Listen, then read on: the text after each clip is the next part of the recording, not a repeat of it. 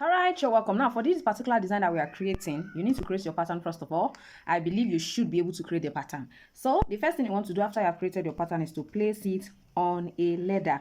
Now, make sure the leather is not too thick and it's not too soft. This is going to serve like as a form of reinforcement for our fabric. Don't forget, we are actually creating a jean wedge, and we want to ensure that our fabric is stable and not, the jean material is soft.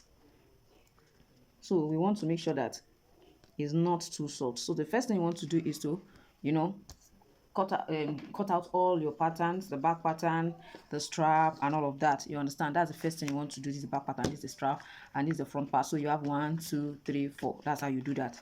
So I'm sure you can see this. So I'm going to go ahead and just trim them out, and I will show you how to place it on top of your fabric. So knowing fully well that we are actually using an old jean, so we're going to concentrate on the side that are still really very intact. Although this is a kind of stretchy jean. If you can lay your hand on a stock jean, you can also use it. It doesn't have to be a stretchy one. You understand? So I'm going to turn it to the wrong side, turn it of them to the wrong side. Then go ahead and place this. I'm going to place it this way and also place this one this way here. So I'm going to draw it out.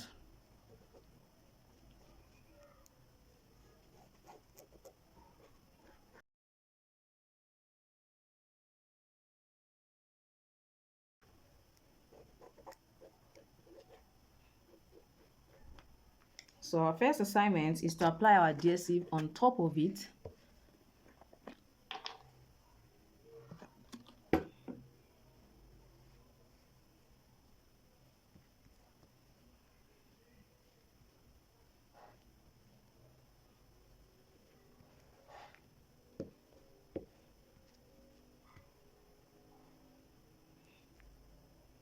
Put on the second one as well.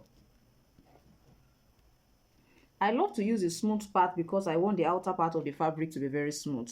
Now, in case you are actually using a satin, you have to really be very careful because everywhere that you have your adhesive, excessively, it will be showing outside.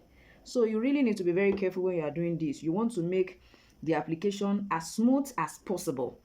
As smooth as possible, please. As smooth as possible. So with this, now I'm just going to allow it to stay for about 60 seconds.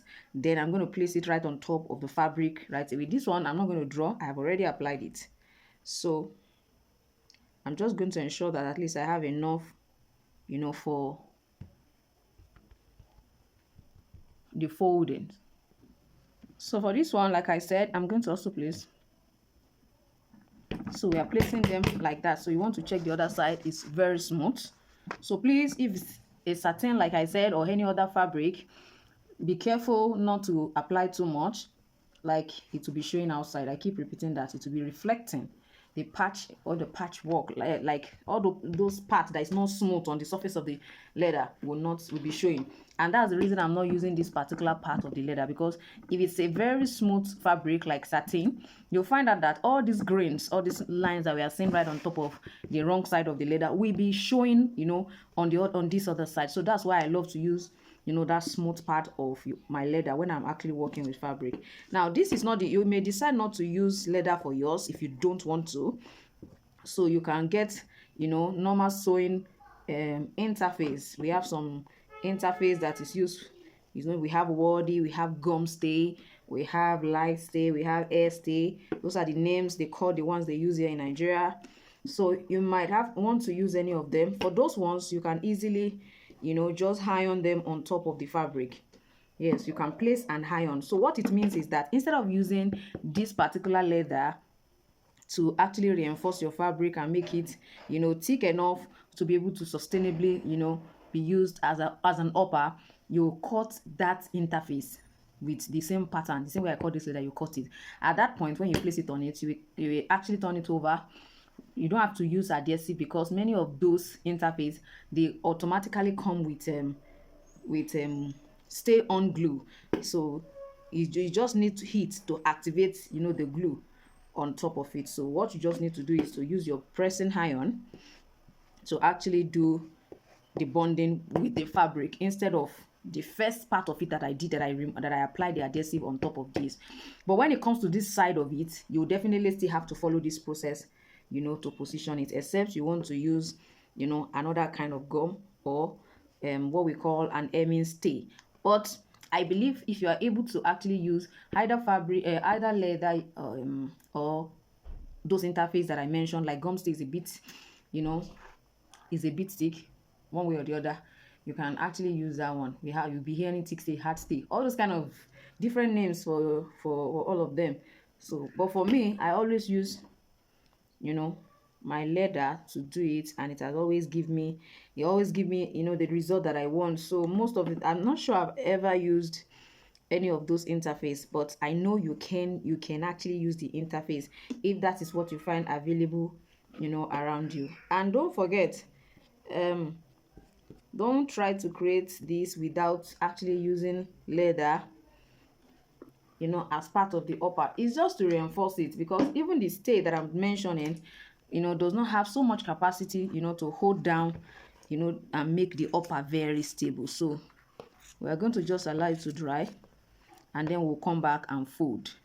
So I'm just going to, so I don't want anyone seeing the edges of my, you don't want to allow the edge to be open like this, or else it will fray. You understand? You can see this one is already fraying.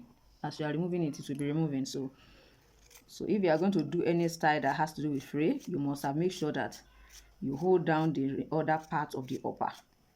You understand? Sometimes they use the stitch and all of that, but with this particular one, this is the appropriate way to create the upper. So let's allow it to dry, then I'll be back to show us how to fold it. So at this point, you don't want it to be too wide, or else it will be difficult to fold. So your guide is the edge of the leather we use just to reinforce the fabric. So just make sure that whatever you are folding according to the shape of what you have. On all this side, you want to really be careful so that you don't alter the shape. Can you see what I'm doing here? So I'm gonna, you understand, so that it will stay. I still try to pull like I normally do when I am actually creating, like folding the edge of my insole or whatever I'm folding the edge. I still follow the same principle. So I'm going to cut off all the little creases so that that place can look neat and intact. Make sure you don't cut close to the edge, just to protect it. So I'm sure you can see that our shape is still maintained. I'm sure you can see this. You can see what I did to the back. I still did the same thing. Can you see? So we are just going to do the same thing to the back, to the strap, and to every other part of the design. So let me run through this as well again so that we can easily see that. So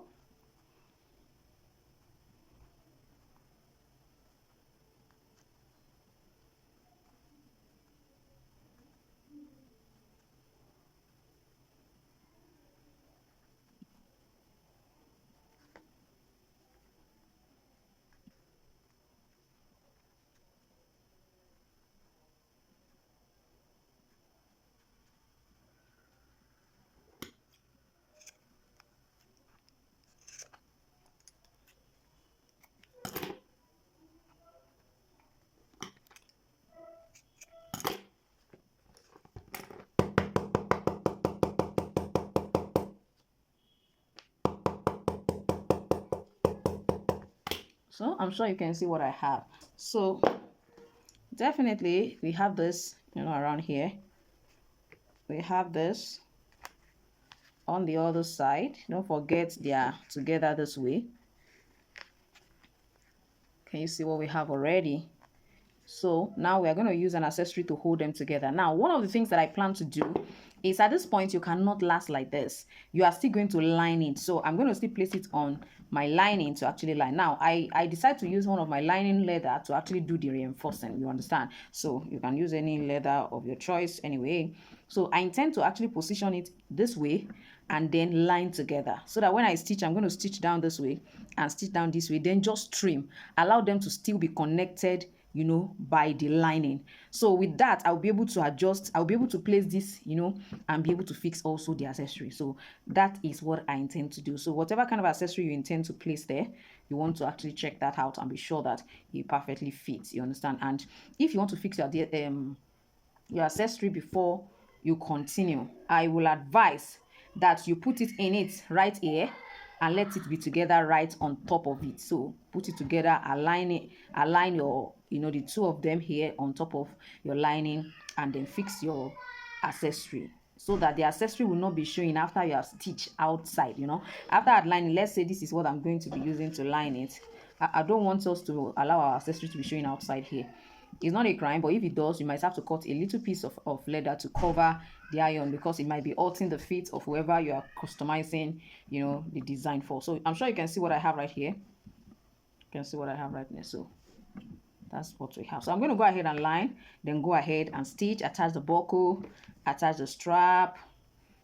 Like this one will be here, and this one is going this way, and this other one will be coming from here and will be going, the other way. So let me show us what it looks like here before we continue. This is looking fantastically beautiful, man.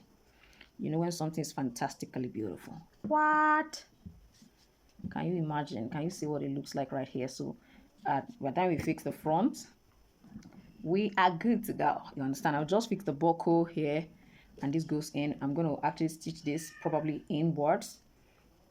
You understand? I'm going to line it together this way and insert it in between, then stitch. If you want it to be on top, it's not a crime. It can also be. I only suggest that we try to fold this part so that it does not start fraying. You understand? So if you are placing it outside, you want to place it this way. If you so desire, you can go this way, stitch it down. I mean, after you have lined and stitched the strap, you stitch it down here, then you turn it over. You understand? Then stitch all around to, hold it down right at that point. So I'm sure with this, you should be able to create, using your fabric. You should be able to know how to go about any kind of fabric design that you want to create. Thank you for joining me today, and still a tutorial with Valaya. Shoe making it easy to talk. Bye.